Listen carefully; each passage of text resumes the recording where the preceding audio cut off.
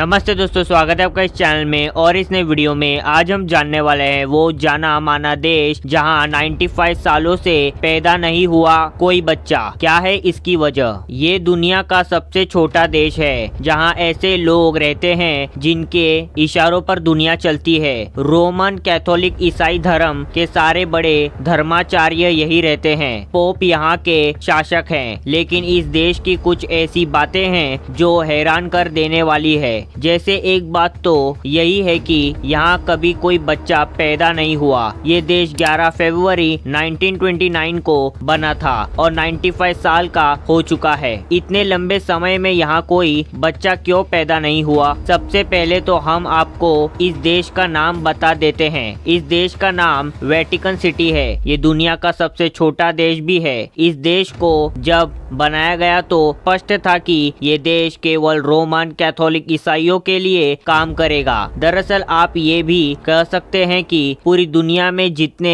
Catholic church है और Catholic ईसाई है, उन सभी के तार यही से बंधे हैं। दुनिया भर के कैथोलिक चर्च और उनके पादरियों और बड़े धर्माचार्यों को यही से नियंत्रित किया जाता है। सबसे पहले तो ये जान लीजिए कि इस देश के बनने के बाद कई बार ये चर्चा हुई कि यहाँ कोई अस्पताल क्यों नहीं है। इसकी मांग भी की गई, लेकिन हर बार इसे खारिज कर दिया गया। यहाँ जब कोई गंभीर तौर पर बीमार होता है या कोई महिला प्रेग्नेंट होती है तो उसे या तो रोम के किसी अस्पताल में भेज दिया जाता है या उसके संबंधित देश भेजने की व्यवस्था कर दी जाती है। वेटिकन सिटी में अस्पताल न खोलने का निर्णय संभवत इसके छोटे आकार और आसपास के क्षेत्र में गुणवत्तापूर्ण चिकित्सा सुविधाओं की निकटता के कारण लिया गया है। वेटिकन सिटी का आकार केवल 118 एकड़ है। सभी रोगियों को देखभाल के लिए रोम के क्लिनिकों और अस्पतालों में जाना होगा, क्योंकि यहाँ कोई प्रसव कक्ष भी नहीं है। लिहाजा यहाँ कोई जन्म भी नहीं ले सकता।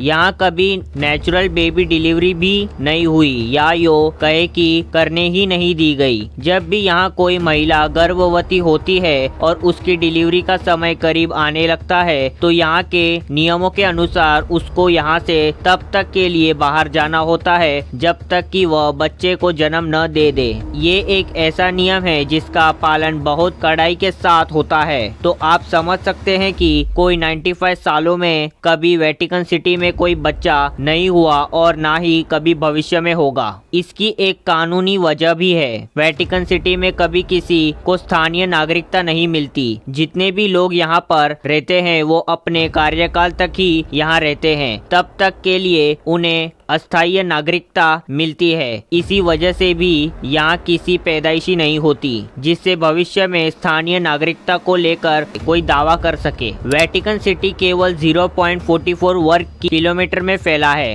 वेटिकन सिटी एक संप्रभु देश जरूर है, लेकिन ये इटली के भीतर एक छोटा सा भूभाग है। इस देश में पोप की होली सी सरकार चलती है। ये पूरी दुनिया में रोमन कैथोलिक ईसाइयों का मक्का है। वेटिकन सिटी शायद अकेला ऐसा देश है जहाँ कोई जेल नहीं है। देश में परीक्षण पूर्व हिरासत के लिए कुछ कोठरियां हैं। जिन लोगों को दोषी ठहराया गया और कारावास की सजा सुनाई गई वे लेटरन संधि के अनुसार इतालवी जेलों में समय बिताते हैं। कारावास की लागत वेटिकन सरकार द्वारा वहन की जाती है। वेटिकन में मुश्किल से 800 से 900 लोग रहते हैं, जिसमें रोमन कैथोलिक ईसाई धर्म से जुड़े बड़े धर्माचार्य ज्यादा हैं। फिर भी किसी भी देश की तुलना में यहाँ अपराध दर सबसे अधिक है। ये इसलिए कहा जा रहा है क्योंकि यहाँ प्रति व्यक्ति अपराध अधिक है। ये अपराध आमतौर पर बाहर से आने वाले लाखों पर्यटकों के साथ अंजाम दिए जाते हैं। सबसे आम अपराध दुकान में चोरी, पर्स छीनना